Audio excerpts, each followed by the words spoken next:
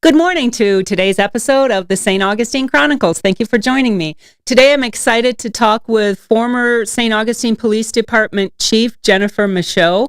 Jennifer's made history, so she's badass. So I'm really looking forward to letting her tell her story today. But before we talk to Jen, we just need to do a couple plugs. Looking to buy, sell, or invest in property in St. Augustine? Trust 97 Park, your local residential and commercial real estate experts. From historic homes to business spaces and investment properties, 97 Park delivers market knowledge, smart strategy, and personalized service every step of the way. And when you're ready to make your move, contact me, Karen Zander, directly at 904-297-3471. 97 Park, real estate done right here in St. Augustine. And our next sponsor is Kookaburra Coffee. Proudly founded in St. Augustine in 2012, the Kookaburra is your local home for fresh roasted coffee and made-from-scratch baked goods. From legendary Aussie meat pies to scones and sweet pastries, everything is crafted to pair perfectly with their signature coffees. Whether you love a smooth flat white, a bold Aussie iced coffee, or their famous Honey Badger latte. With multiple locations throughout St. Augustine, the Kookaburra is part of the community and part of your daily routine, from morning commutes to weekend strolls. The Kookaburra, Aussie coffee, St. Augustine local. You probably remember when they had just that one little tiny shop. When you said the year, I was like, wow, they've been here that long. I know. I have them on. They're so cool. Yep. Time is flying. Yeah. One little tiny shop. Every time you turn around, there's one like in Nocatee. I know. At the hospital. I was there. I was like, I left my friend. I'm like, oh, I got to go get a coffee. I'm so I was proud so of excited them. they were there. Yeah, they've done such a wonderful job. And so good. Their service is so good, their customer great people. service. So, Jennifer Michaux, I'm so excited to let you tell your story. Thank you for coming on. My story. I feel like everybody's heard it, though, so it's kind of filling in the blanks of what people don't know. Well, maybe they haven't heard it the way we're going to talk about it. Oh, Lordy. So, you've told me, I know that you weren't originally from here. You're from the Midwest. Yeah. Right? Just like I am. Yes. I feel like people in the Midwest are very much... we do what we say we're going to do, and we work really hard, and we're no bullshit, and we just they get you in trouble. Yeah. Well, I'm the queen of that.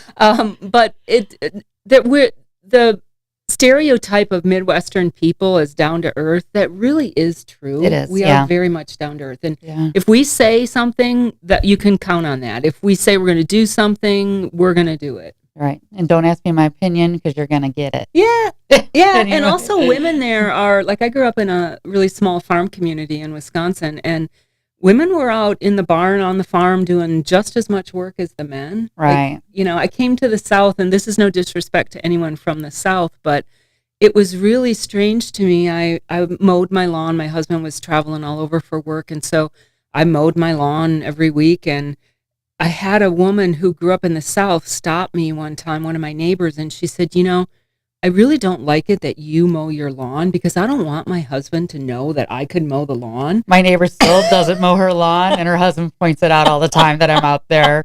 Jen's mowing the lawn. She's that's nice. She's born and raised in Florida, so she's like, that's nice. She enjoys it. I do. I have an aunt who's in her 90s, and she still does her own lawn. She doesn't have a riding mower. She does her whole lawn herself. Wow, that's awesome. So tell me about where you're from.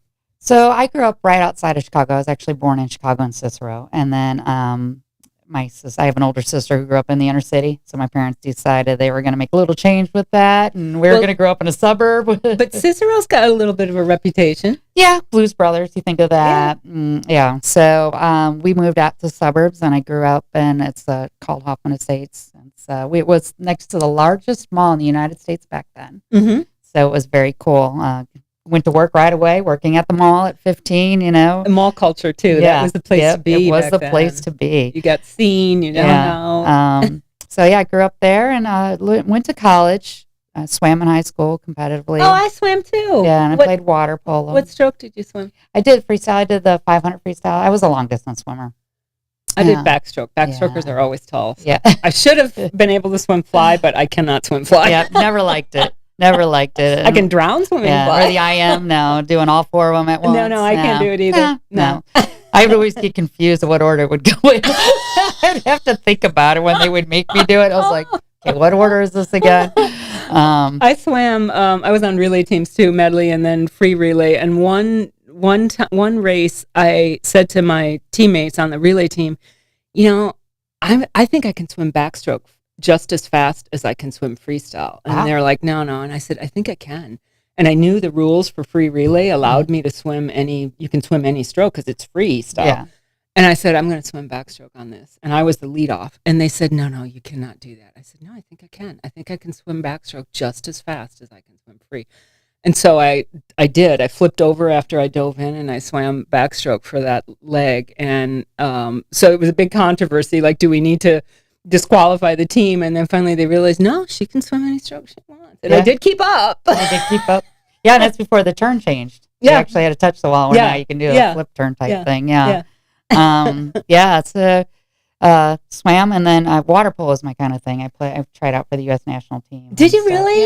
Yeah. I played water polo. It wasn't in the Olympics yet, so that wasn't an opportunity. It didn't come in until I think the early '90s. Yeah, that's when it became into the Olympics. But I was out in Colorado Springs playing water polo for the national team. And so how do you get what's the strength that you need to have for water polo? It's not the same as swimming, right? No. Have you seen my legs and butt? Is it? Yeah, it's all lower body.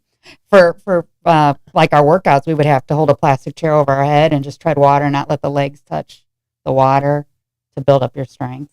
It must also be super strong core strength, I would think. Yeah, because you do the egg beater kick. Yeah. So, it was a lot of fun. So I got to play water polo, and then when I was later, I was in the service, and I found it made a Olympic sport. I was like, dang it. I couldn't have been like women any year, 10 years earlier. It seemed like we were always chasing it 10 years earlier if it was only 10 years earlier. Well, I remember when I was in 7th grade, Title IX had just passed recently. And so that was the first time that we had girls' sports. And my family was big in basketball. My dad was a Division I basketball. He's a legend where I'm from. And so that was the first time that that sports were, I was a swimmer, but in school, that was the first time that sports were available. Right. Yeah. And when I was in 6th grade, there were boys' sports always. And so the boys challenged some of the girls to a basketball game during recess. And of course, because I'm so tall, my family was a basketball family. I said, okay, you got to play center. And man, I don't know if we had even scored one basket. It was so bad. Yeah. That's all right. Look what we did for all the young ladies out there today now. Yeah. It started back then. Yeah, it was so different in sports back then. Yeah. I think I'm a little bit older than you are, though. I'm 62. I don't think you're quite that old, are you? I just turned 56 last week. Yeah. So, congratulations. Happy birthday. Thank you. But yeah, it was a different time. Sports were, it wasn't what it is now. I mean, It was still a big deal as a female to be competitive in a sport. Right. Now we're not going to go down that road, but other people trying to break into our sport. Oh, yeah. Yeah. Yeah. We'll not go down that road. We're kind of done with that now. Yeah. So I hope, but thank God. Yeah. I'll just say, as a former athlete, no. Right. No. It's not right. And you're not going to injure me doing it either. No. Absolutely not. So did that for a while, and then did college. I didn't really know what I wanted to do. Me too. I feel so sorry for the youth now because they're pressured to know before they get out of high school what they want to do.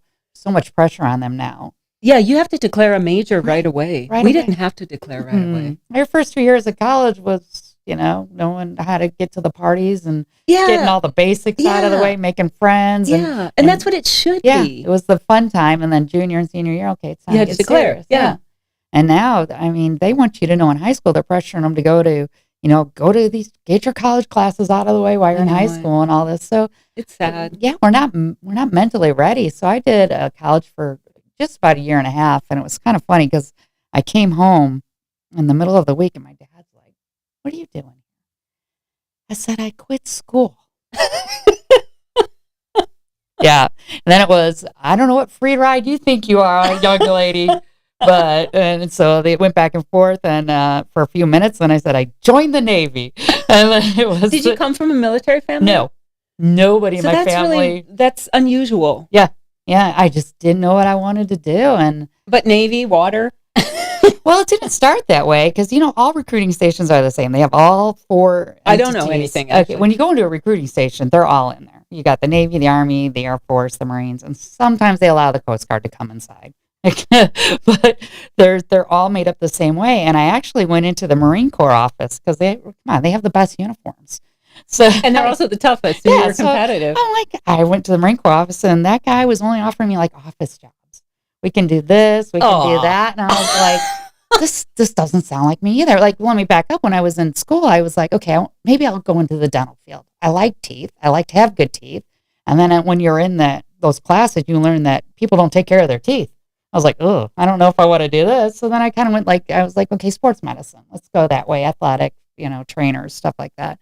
And it just felt like I was just spinning my wheels and just couldn't figure out. The only thing keeping me there was swimming. I was like, that was the only thing I liked about college. Was college in the Chicago area? Yeah. And then I was like, boys and swimming. So that's kind of what made me decide what I was going to do. And everyone asked me what was it that made that point in my mind where I decided to do it. I don't remember. I don't know if it was just one of those days. Decision though. Where I don't remember what happened that I just walked into a recruiting station. I try to think back all the time. So maybe it's just one of those memories I suppressed. But that's a major It was decision. a major decision. Especially not coming from a military family. Not one person was in the military at all. So then I went across to the Navy and go back to women, just breaking into everything. EOD swimmers, women were just starting to get into underwater explosives. Thank you. Yeah. Underwater disposal explosives type. So they were just starting to dabble to letting the women in, kind of like going back to G.I. Jane movie, with the Navy SEALs. But let me so I can't picture that women would be better or worse for that, right? There's nothing that would. Is there something that would have held women back? Wars, and that's mostly where you were going, to the war zones for the explosive to disarm them. But the actual skill or physical level to do that, is there something that would have been holding women back? No, it was just locations. This is before women were allowed on ships, before, women did anything. And so it was they were starting to look into that and rescue swimmers. And they're like, well, wait, you swim? And I was like, yeah, okay. Yeah, you're going to let me swim in the Navy? I don't know what that means, but I'm qualified. I'm qualified to do that. And, how hard can that be? Yeah. So I found out, if you ever watch we're really going to go back, Officer and a Gentleman, all those things they put you through. Yeah, you go through all that. You go through all those water. Well, the whole idea of what you go through in the military to make it through basic training and all that, I can't grasp it. I'm not from a military family, and I just think I'm astounded that you could just walk into a recruiting station and do that. I mean, that's incredible. Yeah, I really wish I could remember what the deciding factor was. Maybe it was after a party and I wasn't in my right mind or something. I always try to think back to when did that snap? When did that happen? And then I was like, well, I'm just going to go do this. Why not? It's not like you can walk away. It's not like college where once you join, you can turn around like, yeah, this isn't for me. So boot camp was actually here in Orlando back then. So I left Chicago. Now that's where it is for women now. It's in Great Lakes, right outside of Chicago in the north. And I came down here to Orlando and went through boot camp here. So when you say for women, was boot camp only with women? Well, no, there was men and women at our boot camp, but it was segregated. Yeah. So there was only 3 places to go to boot camp for the Navy. It was Great Lakes, San Diego, and Orlando. Is there still something in Orlando? No, because I didn't know that there ever was. Now, it was kind of near UCF. It was the exit before like the stadium. I don't remember what that exit was called, but it's before the Kia Center, that exit before then. And you go out and we go east. And it was before UCF and everywhere. There's this big area. Must have been a huge facility. It was huge. I wonder what it is now. It was huge. I don't know. It's a long time ago. We already dissolved my age. So this was 36 years ago. So were people surprised when you told them what you were doing? Oh, yeah. All my friends know, and none of my friends had military families. I mean, we're that part of Illinois. There was no military installations around there. Yeah, but So it still, wasn't really a thing. but there. I don't know. I think the Midwest had a lot of military. Yeah. Maybe Well, not we'll where get you to were. that. Was kind of funny. So I So was your dad okay with that? well, yeah, it was too late. I already signed up. Yeah. Let me ask you: whoa, wait a minute. Are you the oldest? No, I Because have. that seems like an oldest child thing No, to I do. have an older sister. So yeah. Yeah, I always say she got the beauty and I got the brains. My sister was a model and all that, so I'm like, yeah, so there's the two of us. That seems like very much like an older child thing to do. Like, Right. I'm going to step up and do this. Yeah, I was always kind of the wild one. Like, you never knew what was going to happen next. I let the parakeet go during the pep assembly in high school. I was always the one. I just went back. I know I'm regressing a little bit. I just went back to my high school last month to speak at an alumni. They invited me back to kind of talk about my journey of how I got where I did in St. Augustine, in the nation's oldest city. Which is probably not so helpful to younger people because already you're telling me there was not a lot of forethought. Right. Yeah, there was a lot. That's what I tried to tell them. It's okay. It's okay you don't know. It's good for you. Be okay with not knowing. Yeah. There's nothing wrong with it. Because my son went through that in college, that where his friends all knew what they wanted to do, and he would come home going, I don't know what I want to do. I almost think kids who know what they want to do, I feel bad for them. Yeah. Because I feel like they aren't exploring what they don't know they might Unless you grew up in a family business and that's what you do. Yeah, but still. Yeah. Still.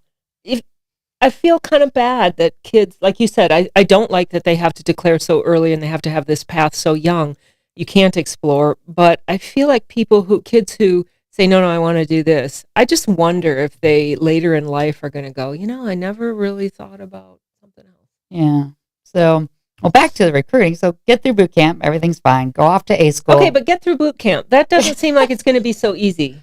It was. Tell me what boot camp is like for a female back then. Well, everybody's a female in there. So it was good being a strong female. I was one of the leaders, the platoon leader and everything. Because you were just used to training and pushing your body. And you're just used to it. It got me into a daily routine of what you did every day at a certain time, to include going to the bathroom. You eat, you go to the bathroom, you sleep, you train, and it's just a routine over and over and over. And it's awesome. Is the stereotype of what boot camp is like, is that what it's really like? Yeah, it's tough. Is it like, yeah, lots of yelling. Like you get the nicknames. I had a little company commander, and she'd call me High Tower because I was tall. Or I am tall. It was, but it's a lot of yelling, and they try to break you down. You don't. And why do they do that? Why do they can build you back up and build your confidence? So they break your confidence to build your confidence? Yeah. I don't know. Does that seem? Well, I mean, I'm no psychologist, but what? Yeah. I'm thinking I knew everything. I was like, this is going to be a cakewalk and all that. And they showed me and they pushed me so it wasn't a cakewalk, and being from the Midwest, what was on my mind, and I would say it sometimes, was not a good thing to do in the military. You do what you're told and don't ask. So why? There's no such thing as a why. And but there were females who were what are they? The company commanders. Yeah, yeah. Were And females? then yeah. So imagine their journey. Yeah. Because they're a whole we other did have generation. one male and we had two females. So yeah. I mean, they had to be really badass to get through at their time, right? Right. Because they were. Yeah, the one was in training. She was a black female too, on top of it. The one that was in training. And then I had the other two. So boot camp was fun. It was interesting. But how long does it last? Oh gosh. I want to say it was like 12 weeks. Did you ever want to quit, or did you think I'm doing the right thing? I mean, yeah, there's always a time with anything you do in life, like, why did I do this, or why am I here? And but I had a core group of girls that we kind of would coach each other, coach each other on, and then you'd get the mail items and stuff from your family and everything. And I knew I was going to land up doing fun stuff eventually, and my goal was to join the Navy and see the world.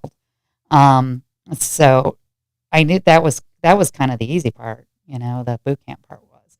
But you're funny about being there, going in such good shape. When I went there, the only thing I had to do was cut my hair. Now they don't make you cut your hair. So that was probably the most traumatic thing for me, was to go in and have my hair cut like short. And my parents at graduation was the first time they saw any pictures because there was no internet. There's nothing to follow. Yeah, Now they have right. like these Facebook pages and you can Right. follow the companies or platoons or whichever service you're in. They're called something different. But so there was none of that. So the first time they saw me, my dad didn't even recognize me. I go walking by him. He's like, "You have a neck," because I had shoulders and I lost so much weight in boot camp that my dad, I walked right by him. He was always so used to me being thicker and bigger and all that. And I was skinny. And he was just like, "What in the world happened here?" He's like, "Did they not feed you?" It was like, "Oh, no, it was all that running." So, yeah. And after that, I went off to Tennessee to what they call your A school, what you're going to do in the military. And that's where I met my husband, actually. I've been married 34 years. Good for you. This year. I know. We've got like the double whammy, being married in the military, and he's a deputy sheriff for St. Johns County. And it's such a hard lifestyle, and we've like surpassed the ratio of divorce in that. I imagine it would be really high, the stress levels and the schedules and just the because I was deployed a lot where he really wasn't. So yeah, I met him on a dare. So when you get to your A school, they make you do like galley duty, or luckily I got to go to the pool too and work there. But he was walking in, I was like, "Man, that dude's good looking." And so like one of the petty officers that had been there for a couple of years, first class, said, "Well, I dare you to ask him out." Of course. Well, what do I get out of it? I'm like, I want to say, what do I get? Because I'll give you a night off. Because for that 2 weeks, you're not supposed to have any time off. You're there working, and so kind of came up. I asked him out, and he said yes. Yeah, I don't know if he's rethinking that decision. Yeah, it was actually, because you got to remember on all these bases. I mean, there is like one woman for every 10, 15 men, and you got one here asking you out, who, mind you, is a Southerner, grew up in South Carolina in Myrtle Beach, the Myrtle's Inlet. He grew up there, and to have a woman being that forward and asking you out, of course, I don't know if he did it out of fear or whatever. So he's probably thinking, what are going to be the repercussions if I don't do this? Like something's going to... This crazy woman this is a trap. And he was in the Marine Corps. So that both services, obviously, I love always to say that the Navy, the Marine is a division in the Navy. Remind him of that. And so then we went out, and now we are 34 years later, coming up on our anniversary. So and two kids, is that right? No, just one. One. Okay. Yeah, one's enough. Love him to death. He's a handful. And then after that, since I went to the aircrew side of the house, what does that mean? So I was going to be on airplanes, not knowing exactly what I was doing yet. Where were you going to be? This is still the path of EOD, rescue swimmer. It was still we're introducing women in the Navy to do this. So we're going to send you off to aircrew school, which is in Pensacola, Florida. And that's where the Navy pilots go to. They go there in Corpus Christi. And our aircrew school training there, it's like a land survival water training school. That's like more of the movie with Richard Gere, all that kind of training, that water training. So did you still think, because of your background, that was not going to be that difficult, or did you think that this? Yeah, I still think this is smooth sailing. This is easy. All I got to do. Because I would think that. Yeah, right? And then I get there and I throw me in water, people I can being do it. washed out, and then I was like, and then being washed out from one class to the next class. So I would have these people coming in my class that were in the class before me. I was like, oh gosh, all right, this is starting to get hard. There's actually people are getting pushed back to classes because they're not making it as they go. And this is where the Midwestern comes in. They take us out. I'm like halfway through aircrew school, still not knowing the path, the EOD path. And I was thrown into the Gulf of Mexico. You get thrown in there off of a boat, and a helicopter comes and picks you up. And I found out what a jellyfish was. Yeah. Because in pools, you don't know that. No. And swimming in the ocean was a lot different. Yes, it is. Ever, because I can't swim. Never been well in the ocean. I'm not a good ocean swimmer. Never been in the ocean. I've been in Lake Michigan, which that's probably not a good idea. But still, you don't have gators. You don't have jellyfish. You don't. You don't have any wildlife in there. You might get a lake perch come by you. Yeah. But I think that was my first moment of fear. and the helicopter's trying to come pick you up, and I'm swimming away, and they're like yelling at me. And so they pull you up, and they're yelling at me, and with the rotors going, I'm like, there was these plastic bags in the water.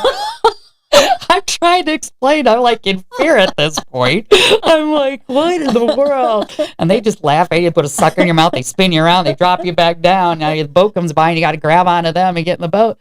And I'm back, you're back on land. And I was like, that was insane. But now they start showing you videos of sharks. And I was like, can we rethink this? I was like, there's sharks out there?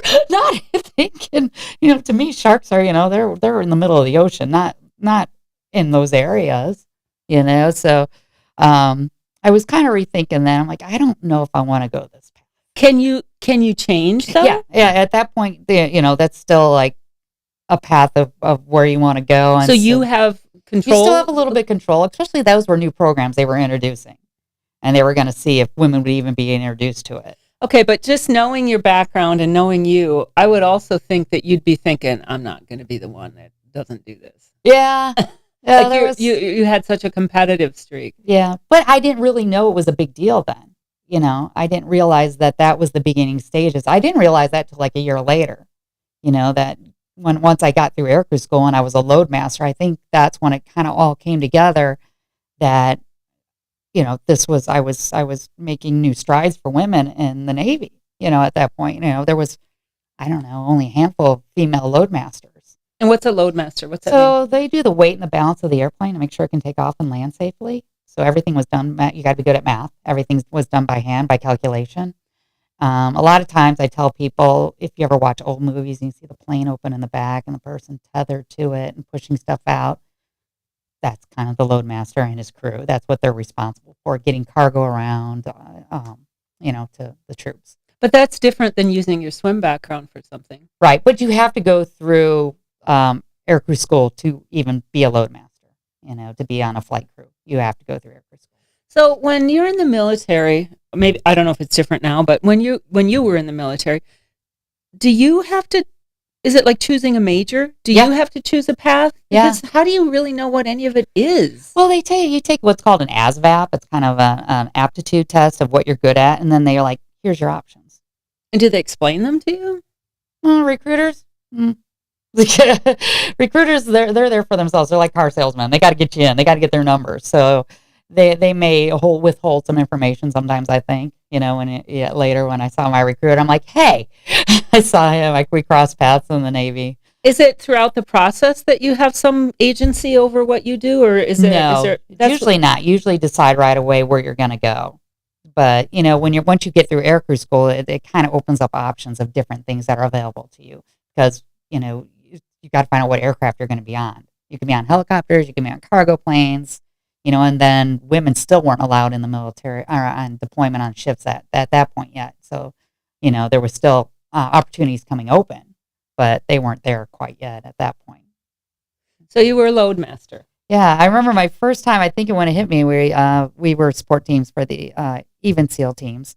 So 2, 4, and 6. They're all out of Virginia, but I was in a fixed wing squadron on the East Coast here at Jacksonville, and we would go and get their equipment and move people around. But that was the first time it hit me. It was when I remember we were going into Virginia and we were moving a SEAL Team 6. And I walked into the, I just lost the name of it. I walked inside the hangar. You can tell me anything because I won't know the difference. I walked inside the hangar to get this. And the person just looked at me and they're like, we'll wait till the loadmaster gets here. Oh. And so I stood there for a minute and I kind of looked behind me both ways. And your name tag says loadmaster. I kind of looked down. I go, well, I'm here and it's time to go. So now I'm already angry that I think that was my first time in my life I was really ever discriminated against. Well, I was going to ask you, being kind of a trailblazer as a female, how that went. Yeah. If you did have a lot of that. Yeah, that was probably the first time there that was like someone discriminating against me just because I was a female. Like, and was that a SEAL team member or no? Yeah, it was their civilian. It wasn't that one of the team members. Okay, yeah, because I would think SEAL team members would be so highly driven and competitive, and I don't know, but so a civilian did that. I mean, so not a civilian. They're military, but they're support teams. Okay. Yeah, they're not a SEAL. They're the support teams. But we get it. So we're out there and we're waiting on the cargo to get over there, and I'm checking it all in. You got to be really careful of how you put the cargo on the airplane. You can't have all this ammunition or a lot of metal up in the front. I'm sure technology has changed then, but you couldn't have anything magnetized right behind the pilot. Seems like a great use for AI right now. Yeah, to figure out how to do all that. Yeah, and when he was bringing the cargo over, so he was probably the junior SEAL team guy, because I mean, who else is going to? The senior guys aren't going to do it. So he's coming over, and I said, "Well, what's in there?" And he's like, "I can't tell you." And I'm like, "I need to know what's in this. I'm looking at the manifest, and it's kind of blank." And he's like, "You're not allowed to know." And I was like, "Well, I guess this isn't going on the airplane." I'm like, now it's a SEAL. Now I'm thinking, okay, we're not doing this. I'm already angry from your person inside, and now I'm out here, and you think that I'm putting something on my airplane that's going to possibly harm, my crew and your team. Yeah, and you also don't. I mean, of course you'd have to know. Do you have rank to pull like that? Are you able to do that? Are you able to say back then I was only an E4, so that's like when you're in the Navy, you've got like 3 little stripes. You got 1 green, 2 green, 3 green stripes for the air side, and then so I just became a petty officer. So I don't really have a whole lot of rank. It's not like you get those senior chiefs and the master chiefs. Those guys are scary. A friend of mine is a master chief. Yeah. I don't know. You always are. Yeah. A master chief walks through, and that's lots of respect right there. Yeah. When the one of master chief comes in, lots of respect goes there. Chief, senior chief, master chief, all of them, lots of respect. I mean, they're at the pillar. They meet the top. My neighbor used to be actually an admiral. Yeah. Ooh. But yeah, so we kind of went rounds, and then a couple other team members would come out, and they're like, "No, you've got to tell her what's on there," because I was like, "That one's not going, and we can't load anything because it has to go in a certain way, into the aircraft because of weight, So if I think back now, everyone's like, if you weren't a cop, what would you have done? If I would have thought back now and saw myself and could go back to that day, I would have went to work for like FedEx or UPS. And then when Amazon came along, I could have wrote my own ticket because they needed those people to do that. Yeah. So that would be the only thing I'd ever change in my life, because I love aviation. I love to go to St. Augustine Airport. I love to eat there just to watch the planes. I like to, when I go by, sometimes I'll stop. I've always loved aviation, which is kind of weird. I never got into wanting to be a pilot or anything, but I've always thought planes were the coolest things. So if I could go back and not become a police officer and gone that path, I should have went that one. I could have definitely wrote my own ticket. Well, you wrote your own ticket as a police officer. I did, but we're talking about I joined the Navy to see the world. The first duty station they gave me was Detroit, Michigan. Which in the Midwest is the armpit, right? The armpit of the earth. Yes. But I was never there. I was always deployed. Yeah, there was an Air National Guard base up there called Selfridge Air National Guard, right on the other side of downtown Detroit. So, oh, boy. Yeah. Yeah. So I was only there for a year because my husband and I ended up getting married. So I took somebody's orders and moved to Florida. So you said you were deployed a lot. Where were you deployed to? Oh, it's always easier for me to say the places I didn't get to go that I wish I would have gone was Australia. I mean, I was so fortunate. I got to go all around the world and support whatever mission was happening in that area at the time. Were you often supporting SEAL teams? Yeah, a lot, because that had to be. They are nothing like they are on TV. I was very disappointed. I was like, I remember the first team I met, I'm like, okay, you guys don't look like the guys on TV. I mean, they're normal looking guys. Thinking, I could do this. I was like, normal looking guys. Yes, they had some of their door knockers, the big guys, but all of them seemed so normal. And I was so disappointed. And I think that's my first reality, is nothing you see on TV is real. I mean, I was taller than a lot of them, and it's. But still, the missions that you were supporting, you must have looked. Did you know when you were doing those, when you were working with them? Do you have any idea what their mission is going to be in your role? Yeah, you knew a lot of where they're going, not exactly what they were doing, because the way that SEPCOM would give you the your missions, it would be a little bit more coded with them, where most of them, like, okay, you're taking, you're moving this crew over to here, and it would have all the information and all this. And when you get some of their information, it would be very short. So we're like, oh, we're doing one of those. And then when you go pick them up, it was always kind of cool because you drop them off with all this stuff, and then you came back and they didn't have it anymore. I'm like, ooh. It's like, I wonder what they did. Yeah. That's what I was asking for, is just the types of support missions that the support that you gave those missions. You must look back and go, I loaded that. Yeah, you do, and sometimes you don't know, and you look back at it all, and some of the regrets I have. I was young. I was 19, when I joined, and I really fully didn't take advantage of, taking it all in. You're part of this. You're doing this. You're doing this. It was kind of just a job, and where are we going next? Oh, we're going to Sicily. Cool. And not just really enjoy. But that's youth. Yeah, it is youth. Yeah. I look back now and I'm like, God, I wish I would have gone and saw this when I was in Greece, or I wish I would have done this when I was in Egypt. It was more then. It was for me back then. It was about shopping. And since I wasn't drinking age, but I was over there, it was about going out. Yeah. Well, I told you before, I feel like you and I could go have drinks at Trade Winds, and you would be so much fun. That was always the next thing. I was like, I could go out drinking, and trying all things. But yeah, it was always interesting. Were you in some war zones too? Well, since I was on that, when I moved to Florida, I was on a C-9 now, so it's not an airplane that can get out of the way or defend itself. So a lot of the times we would fly across combat zones, and it was lights off, windows closed, and then I would get combat pay, but we were more supporting missions. The most important thing, the medical and mail. Man, when we would do mail runs, and I always wondered how when I became adult, how the U.S. mail would lose stuff, because it was really hard to do mail runs in the Navy. I mean, you would get the bag and sign. It was like signing your life away when you were taking the mail to bring it over to the troops. And I'm thinking, I can't get mail from like my mom in Illinois to Florida.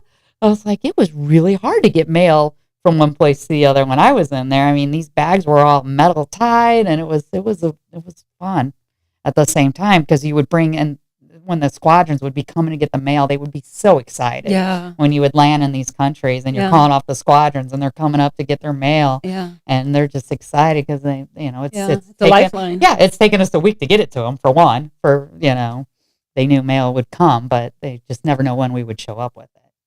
So it always depends on where we were going. But it is truly a lifeline in the military. Yeah. It's not just fun, it's a lifeline. Back then, too.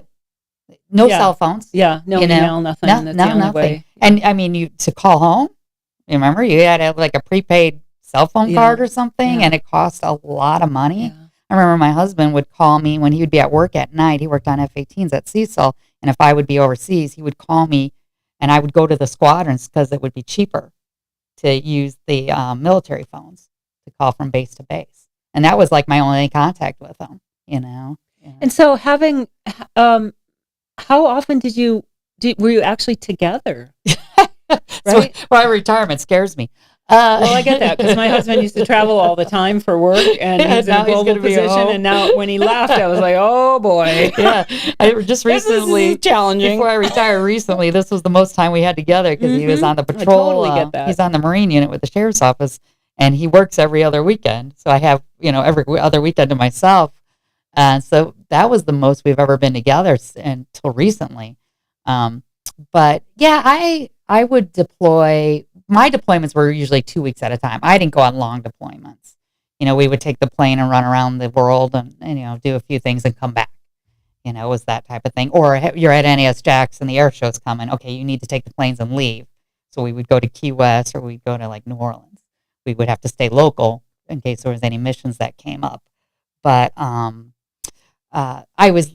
knew my squadron was just supposed to have a reunion, and I knew something must have happened, because the reunion got canceled a week before everything happened over in Israel and all that. Like the week before. I mean, this reunion was being like planned, and then week before they were doing the numbers, and it was probably like 3 days before, like, due to mission compliance, we're canceling the reunion. I was like, wow, something's going on, because they have some very large planes up there for cargo transport. So That's what I mean. I Definitely. picture what you did in your career. You must be able to look back and go, yeah, I supported that. Yeah, I remember when Chief Looters, he was a sergeant at the time when I was getting ready to get hired here at the PD. I remember him calling me, and I was like, well, he's like, can you come in next week for an interview? I'm like, well, I'm on my way to Hawaii, and I'll be out there for 2 weeks. And he's like, because I stayed in the reserves when I first got out because I was still like, okay, what am I going to do? I went to the police academy. That was kind of on a whim too. That wasn't a dream or anything. That was another whim of my life. Why not do this? Right? Why not do this? I had a friend going through the police academy. Like, that sounds like fun. I still knew I wasn't an office person. But I remember him going, okay. And he goes, well, what about the following week? I'm like, well, we're going to, when he called originally, I was in Cuba with Gloria Estefan. They were doing a show down there for the people that were trying to come over for the detainees and all that. So we picked up Gloria Estefan in Miami. We took her down to Cuba. So then when I called him, he goes, and why do you want to do this job with us? Because I was like, okay, can we do it the following week? He's like, I remember him going, oh my God. He was like, this woman's all around the world and she wants to come work at the St. Augustine Police Department.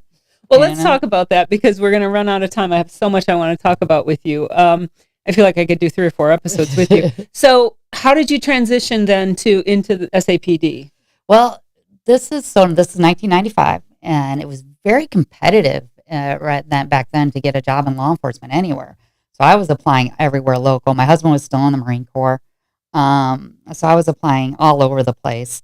And I wanted to go to the sheriff's office. And there was a wise man back then, Captain Newmans, when he retired. He's like, don't put all your eggs in the basket. You can always change your mind and go somewhere else. It's not the military anymore. You're not stuck in one place. So SAPD was the first ones to call. Clay County, it was going back and forth. Actually, the guy who did my polygraph for St. Augustine was the same one who was doing it for Clay County. He's like, okay, we're not doing this twice. We're just going to use the same one. And they called first. So that's how it kind of happened. In 95? In 1995, yeah. And what was your first role? Just patrol, I was just telling my son this. He just finished the fire academy. He just applied with St. John's Fire.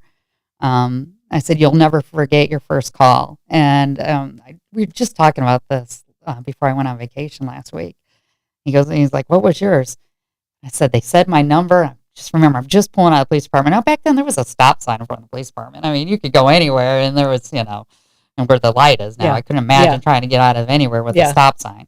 So I remember sitting at the stop sign next to the police department waiting for the traffic on King Street, the 3 cars to go or whatever it was. Yeah. And it was a wires down. I was so excited. I was like, what? Wires down. Like the wires came down from cable or phone. Oh, literally wires down. Wires down. First call. And I was very excited because now I know the fire department's coming. I don't have to do anything. I got the fire department. And so I always laughed. That was my first call, especially with him going to the fire service. I go, I get to block the street. And let the fire department decide, is it live wire? What would we do? So, so that was my first thing in 95. And then we had the motor. So I did, I did the normal stuff. I did patrol. And people don't realize how quiet St. Augustine was. Oh my God, it was so quiet.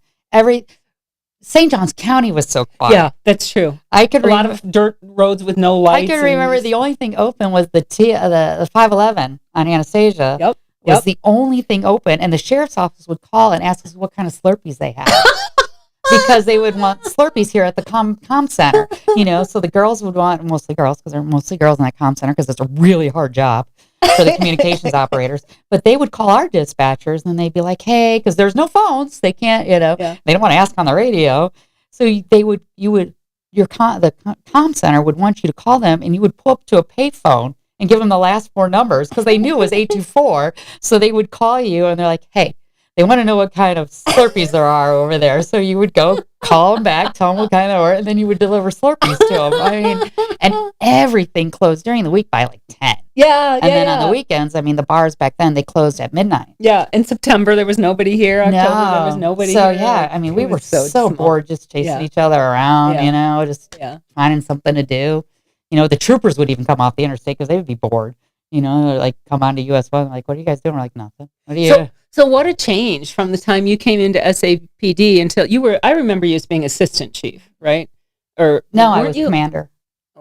And then you went to chief? Yes, I jumped the. Okay, I thought you were assistant chief. No, I'm I sorry, never because I went to remember dealing with you before you were the chief Yeah. from my downtown stuff. But what a difference in just the whole what SAPD had to deal with, and the magnitude of stuff and the severity of stuff. And Yeah, I was speaking to a commissioner a couple of years ago when he decided to run for commission, and he asked me what the biggest change was. I said, it's our community policing is what's suffered. I said, you live in North City. I said, you used to see us come in the neighborhoods. We used to go to lemonade stands. We used to be able to go everywhere. I said, but now we've got all the apartments and we've got all the hotels. I said, so the population has doubled for us in the North City especially, but the amount of officers haven't. So they're busy dealing with the tourist issues and the other issues going on, everyday issues. we didn't have the homeless back then. Yeah, either we that didn't have the now. homeless nearly. We always had our one or two. Yeah. But they grew up here. Yeah. And usually took them to their aunt's house or, to a family member's house for the night. I said, so that was probably when he was kind of talking about change. I said, that's why you don't see us just driving around a neighborhood anymore. And we just don't have time anymore.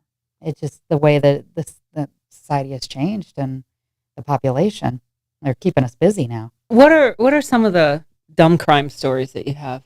There have to be where you're thinking like, what a dumbass. Like, how is this ever going to work? Yeah. I remember I was just a patrol. I think I was a patrolman. I don't think I was a sergeant yet, but a guy called. He was staying at one of the sleazy motels on San Marco, and he called to report that we had hookers walking the streets back then. We did. That the hooker stole his money and didn't perform the deed that he paid for.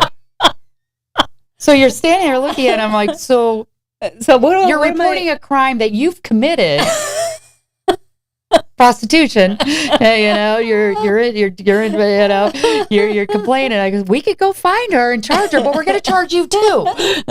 So you might want to just chalk this one up.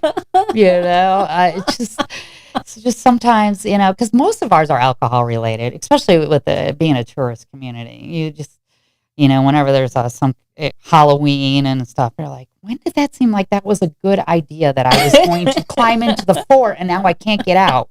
Like, you scaled the walls and you're in the fort. You've trespassed on federal property, and they have no clue. They're like, but I'm stuck. Can you come get me? Yeah. And when the cars changes, people would lock themselves in cars and couldn't figure out how to get out of cars and, headlights. But for me, the hardest thing was the wildlife.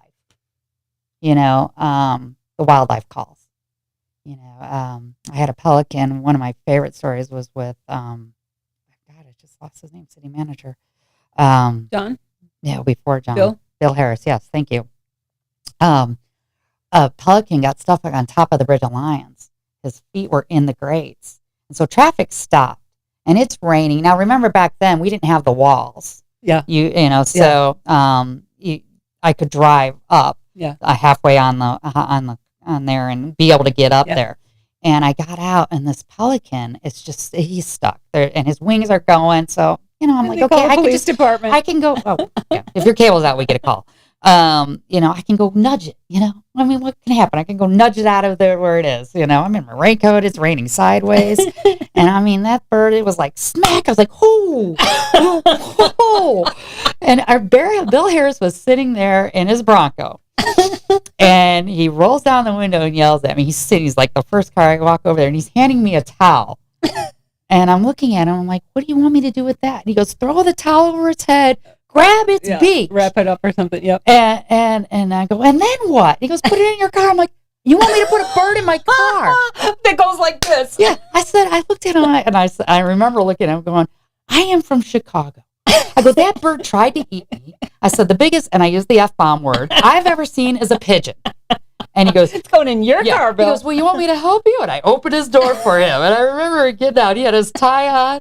And that joker went over, he picked up, and then he put it in the tower. And he goes, you're welcome. I'm like, now what do I do? So, Hawk is on the way. So this lady shows up I go back down the bridge. This lady shows up with a cat carrier, and her kid. So I put her kid in the front seat with me and her in this cage in the back seat. We go back up there, and she goes into the tower. And I remember it was the Southwest Tower. She's in there. And the kid looks at me and she goes, my mom's been gone a while. And I'm like, yeah, she sure has. We're gonna wait. I'm going back to this bird trying to eat me. She's on her own, And she comes out and she goes, wow, that's one of the meanest ones I've ever met. I'm like, I know. I tried to eat me. So I think the wildlife was, and now it's mating season for the manatee. And I had a manatee call from a bed and breakfast down on South Marine. And one of our local police officers that grew up here who understood what was going on, because I'm like, we need FWC. I think it's injured. He guys started asking me a lot of questions, and then I looked at the guests and go, apparently they're doing the deed. We should leave them alone. Not know that. I didn't know. They looked stuck. They looked stuck on the water. I was just so. I think for me, it was I was never the crime stuff seemed easy to me. It was always those little things that always kind of made me go, what, an alligator we thought it got loose from the alligator farm. It's like holding on to one of the police cars. And so, we call, gosh darn it, who owns the alligator farm? Starts with a D. Drysdale, yeah. And it goes, oh, it's not one of ours. I'm like, wait, God, how do you know it's not? That? They're tagged. But they took it to put it somewhere safe till FWC can come the next day to move it. And I'm like, somebody's got to come in. And snake calls, forget it. I was like, I'd be like, Celestine, I'm over here doing this. I'm not going to a snake call. You're on your own with those. But yeah, the wildlife calls were always probably the most challenging ones for me, which sound funny because I could talk my way out of anything. But you could probably handle, let's see, a deer. You could handle, what do we have in the Midwest? Deer. We had a lot of deer. Yeah, we had a lot of deer, but they were real deer. Not the size of like a Great Dane, like they are here. Yeah. They were deer up there. But yeah, those were always probably the most challenging thing because I could talk my way out of getting into a bar fight or anything like that, or getting people to do something. I could usually talk people into doing it. I always had the philosophy, even when I became chief, I'll ask you, I'll tell you, and then I'm going to show you what we're going to do. We're not going to sit here all day and play jury on the side of the road. Or in a bar. That's also a Midwestern thing. Like, we're just going to, come on, we got to get this done. Yeah, I'm going to ask you nicely, and then I'm going to tell you, and then, no, we're going to go. And because nothing good is going to happen. Nothing good happens after midnight. Nothing good is going to happen if we stand here and go back and forth. So just get it over and move on. But for me, always the challenging thing were the animal calls. Crazy thing. I can see that. I can totally see that. Coworkers jump on alligators and they carry duct tape in their car. I'm like, why do you have duct tape? That's people who live here, though, who grew up here. Just picked it up. I'm like, okay. All right, that's fun. Yeah, that's a different mindset. People who lived here their whole lives. So, that's not me. No. Nope. So we got to fast forward because we're going to run out of time, and I really want to talk about you. You set history. You became the first female police chief in St. Augustine. That's Barry's fault. Barry was my training officer. We were supposed to retire together. We had this plan. Well, he's still not retired. I know. But we had this plan. I was going to retire as a commander. He was going to retire as the chief. We were going to do this big party because we started together. We were going to end together. And it was going to be all this. And he decides to leave, which I understand. It was a lot of headaches for him. He put up with a lot. So, so that was kind of was not plan. Another thing not planned in my life. So first, not going to the military, not becoming a police officer, and definitely not becoming chief was never a plan. But it came to, who do you want to work for? Who do you want to work with? So I had to start making those hard decisions. Do you want somebody to come in from the outside, or you look at some of your coworkers and be like, can I work for him? Yes, no, yes, no. So it kind of came down to that. So when I put in for it, and when Mr. Regan offered me the job, I actually challenged him. I said, you're not doing this so you can say I made the first female chief. I did this. And I go, because if I find out that's the reason I'm getting this position over anybody else that put in for it, it's like reverse discrimination. Yeah. I already had 25 years almost. I was very close to being able to retire. So I was like, I think I was at 23, 24 years at that point. And part of my plan that Barry wrote. And I challenged him, and he actually took it on. He said, I'll tell you why I picked you. And he was able to give me all the reasons. He's I'm not going to tell you why I didn't pick these other people, but I'm going to tell you why I picked you. And so then I was good with it. And then it came up to dealing with the media. So one of the first phone calls I made was to Michaux Cook, because I've always admired her and looked up to her and Teresa Mears, who was retired from the sheriff's offices, as the real trailblazers. They were the local ones that I looked up to, and saw how they did it, and I wanted to be like them. And I remember calling Michelle Cook the day I was going to have to deal with the media the first day, because that was also Women History Month, March. So it was both. You had Women History and then this on top of it. And I remember texting her, "Can you call me when you get a chance?" The phone rang immediately. Another reason why I looked up to her. Rang immediately. It's like 6:30 in the morning. I'm sitting in the plaza after my morning walk. And I said, "Hey, I could see the media today." And she goes, "Oh, you want to know how do you deal with the question?" I go, "The question. So how does it feel to be the first female chief?" Because she did that. I mean, she did that she left JSO. She was number 2 or 3 there. She went over to Atlantic Beach, was the chief there, and now she's being a sheriff. So she was, and she's small. So she was always having that put in front of her. And she's like, "You've earned this." And she kind of was like, "Tell me all the things you've done." And she's like, "So did you get there because you're a woman? Or did you get there because you did all that stuff?" I was like, Yeah, I feel like, I've thought about it as I interview people that are trailblazers, like, they're just really badass women. On this show, I feel like women don't naturally claim their power. Right. And We that's don't one thing I really brag. love about Cynthia Garris is Yeah. she's not afraid to do that. I applaud her for that. I look up to her for that. She's like, "No, I'm claiming it." Yeah. But I think that women just still, it's not our instinct to do that. No, just get the work done. I was never a bragger or anything. But when she had me lay it all out, I was like, "Wow, I did all that." Yeah, And because men, this is not a criticism of men, but men do claim that a little it's bit a competition more. with them. I can Yeah. remember being on calls and, I could get somebody settled down. I remember one, it was back when, before it was Casa Reina, when it was the Legion, got this guy settled down. He was just ready to tear the place up. And it was like as soon as one of the guys came in, testosterone, everything went right back up. I'm like, "Oh God, we're right back here." So there's a competition where I don't think we claim enough, or even though I was always competitive, I was always good with. Yeah, I get that it. because Yeah. I grew up as an athlete too, but it's just not, I don't know, you feel like I can't do that. That would be rude. I can't do that. Yeah. It's sort of just in the back of your mind as a female. Maybe not everyone, but I think a lot of people do have that. Yeah. So I'm not going to ask you about that particular question, but I do want to ask you before we close, and I wish we could talk more about you being the first female chief, but what would you say to little girls now who might think that they can't do something? What would you say? Even when I go and speak at the academies, or like I was telling you before, I was at the high school speaking back in Illinois, that you got to step up and do the scary stuff, and you're going to fail, and don't be afraid of failing. You're going to get it. You're going to get it wrong, but try again and again, and just keep trying. If it's something you want to do, that just go after it and do it, and don't let anyone tell you no. But don't be afraid to fail and do it wrong, and then be scared to try it again. That was me on motors. I fell a lot because I was a motor officer here too. Fell a lot, and wasn't got right back up and did it again and again. But did I do things wrong in my career? Yeah, and I learned from them. I hope. Otherwise, then I would do things wrong. Like, yeah, we messed that up. We should have did it this way, or hey, we did it right, and this is how we did it. I almost think sometimes you learn more from failure than Absolutely. you do from not failing. Absolutely. I totally agree with you on that. I think that's huge, because you don't want to do that again. You don't want to look bad, and you want to succeed. And especially when you're serving the public the way we do, you're serving somebody and helping them. So if you fail them, then it's like a double failure. And I think grit is so underrated. I think grit is so important to just accomplishing things in life.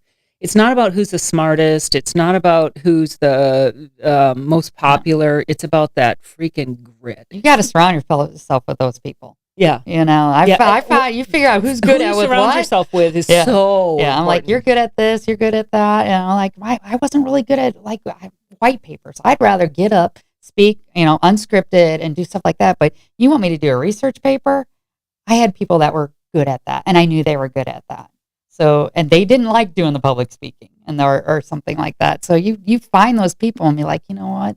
You're good at this. And then you give them all the tools to make them better at it. The schooling, the classes, whatever they need to make them better at that, to help you, because, in a community like St. Augustine, it's still small. You're not going to succeed unless we do it together. Well, we're running out of time, but I have one last question for you. How does it feel to you to have set history? I really don't think of it that way. It's really, But you have. I know. When I went to the high school and there's a plaque on me in Illinois on the wall, I'm like, I guess it's big, but I enjoyed it. So I didn't look at it as a job or, I just enjoyed making a difference in, St. Augustine and the city and hopefully my department and for future generations. I really enjoyed it. So I guess it really hasn't said that it was like, okay, you did this. I'm like, okay. But you will always be part of the history of St. Augustine. Crazy. That's really cool. Yeah, it is cool. It is cool. I'll give you that. Thank you. It is cool. I mean, it's super cool. I'm not setting history in anything. Maybe being the biggest pain in the ass. I don't know. But there'll be more females coming. There's a lot of great officers there. Yeah. So there's a lot of good up and coming officers. There'll be more. That's the cool thing about a lot of younger women today is they just don't realize that they can't do anything. Yeah. Or can't do something, I should say. Where when we were growing up, there was a lot of, you can't do that as a female. Yeah. Or, Yep. Now they're like, I want to do that. Yeah, I'd like to go back in that Marine Corps office going, hey, do I still have to do that desk job? You will. Watch what I've done. Yeah. Well, I'm out of time. I feel like I could talk to you forever. I knew you'd be so much fun. And there's so much about your story that we didn't touch on, so I apologize to the listeners and viewers because it's. I really I want to applaud the women who have made history here, and you are one of them. Thank you. So thank you for giving me time today to come on. I really appreciate it. Absolutely. Thank you. Anytime. So thank you for tuning in today. This was the St. Augustine Chronicles with history making former SAPD Chief Jen Michaux. Thanks for joining us.